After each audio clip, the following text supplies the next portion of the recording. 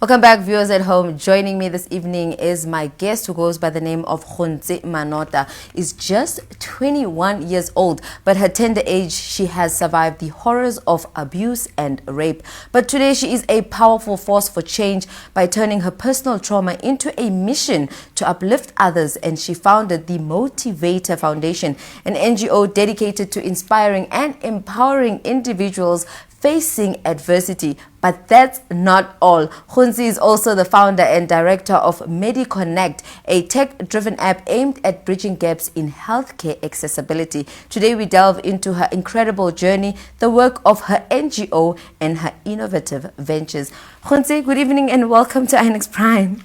Good evening to you too, and I'm grateful to be given the opportunity to be on this amazing show. Thank you so much. You know, when I was reading your bio, I could see eyes, you're like, oh, is this me? Like, honestly speaking. But just to kick off our conversation, I'd like to just get from you in terms of what really inspired you to, start the Motivator Foundation. That moment, I want to know about that moment that said, you know what, I'm starting this foundation. Oh, it's a lot, to be honest. Because starting when I was young, when I was a toddler, I was abused by my biological father. And I got my freedom when I was doing grade 8. And that's where I realized that these things of GBV abuse, they don't only happen on TV, but they do happen on real life, as I'm the victim and the survivor of abuse. So last year, I was also raped on the 3rd of March 2023. I was raped, and that really put, a traumatic experience on me, because when we talk about rape, we talk about like people that are being raped on the vagina, but I was raped on the anal and the vaginal part too. So I later experienced some internal bleeding on me, whereby the doctors used to say, you are now experiencing cervical cancer and whatnot. With the experience,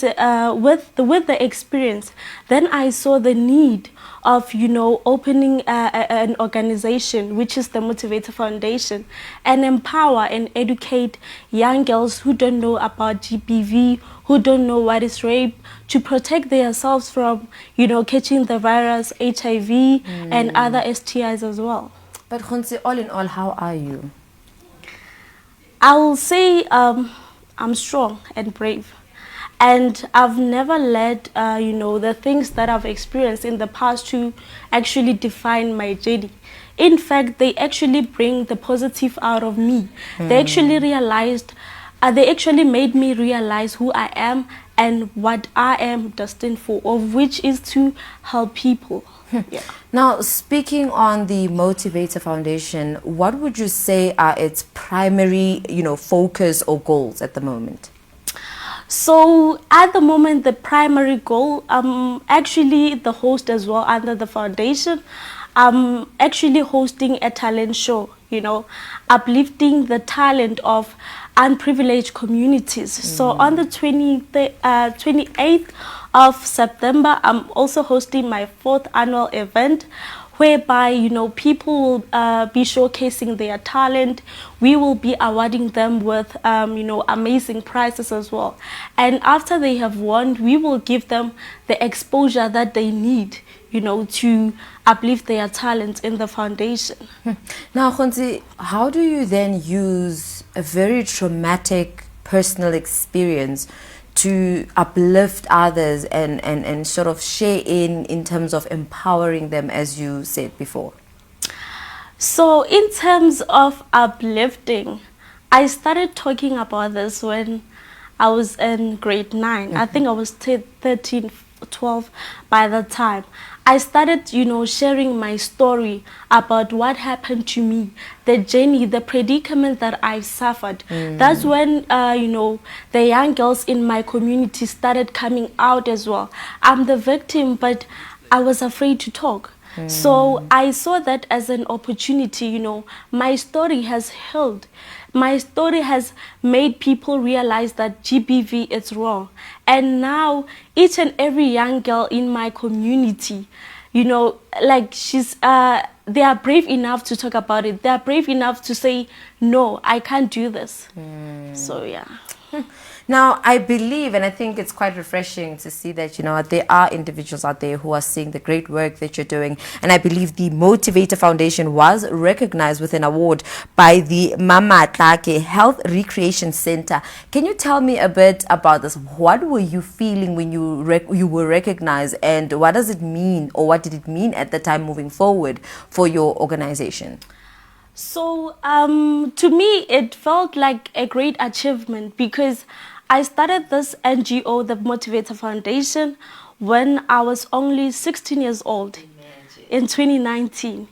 So people started recognizing my work as years went by, you know, in 2021.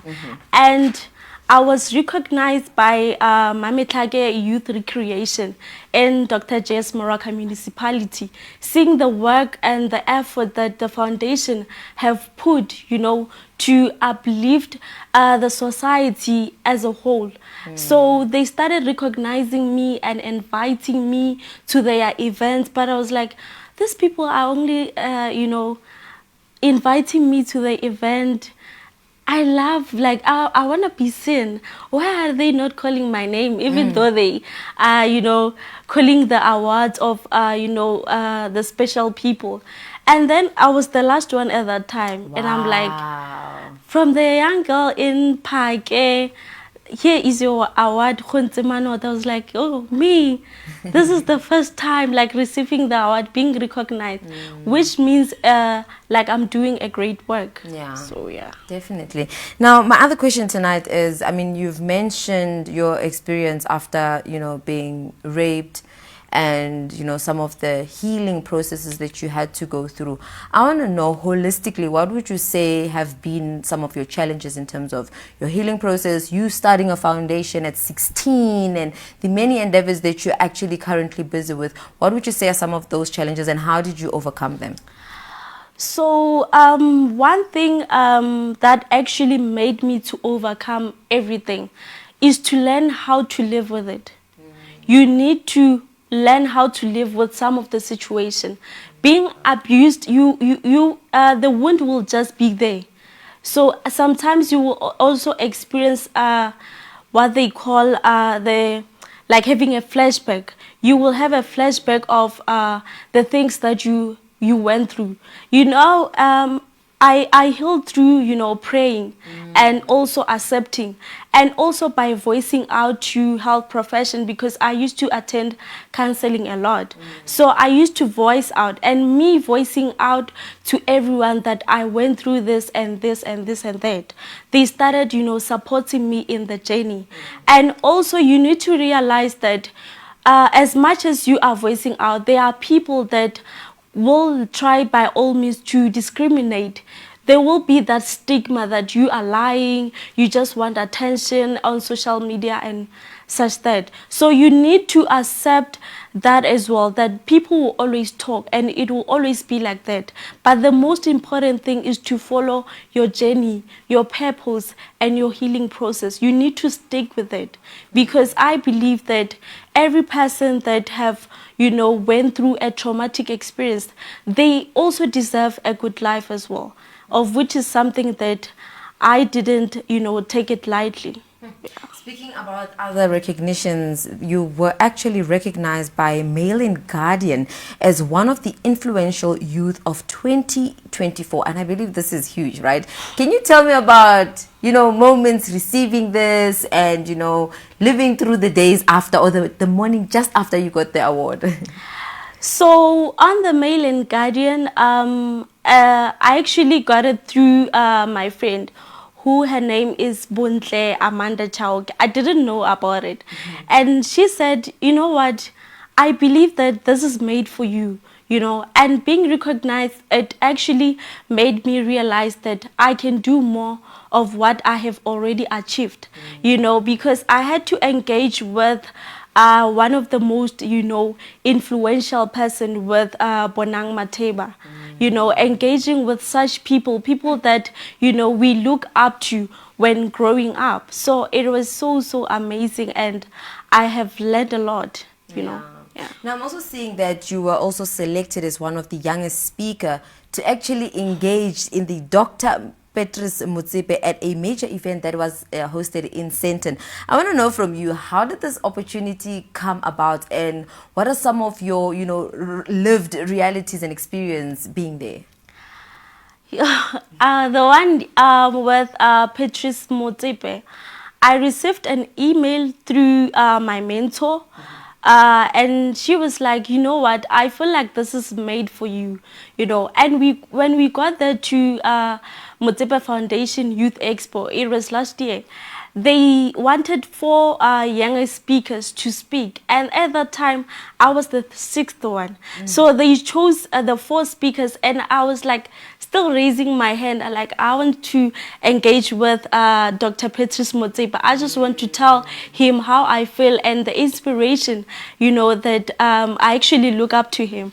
I was still, you know, raising my hand and whatnot. And then he actually recognized me, and he was like, there's a lady, you know, raising her hand, please. Let us speak, let us speak. And at that time, they have cut, you know, the number of speakers, because they got, you know, the number of speakers that they wanted. So it was one of my luckiest moments at that time. And I will actually forever be grateful for that. Amazing. Now, Gontse, moving forward, what's next for you in terms of new projects, new endeavors, just you personally?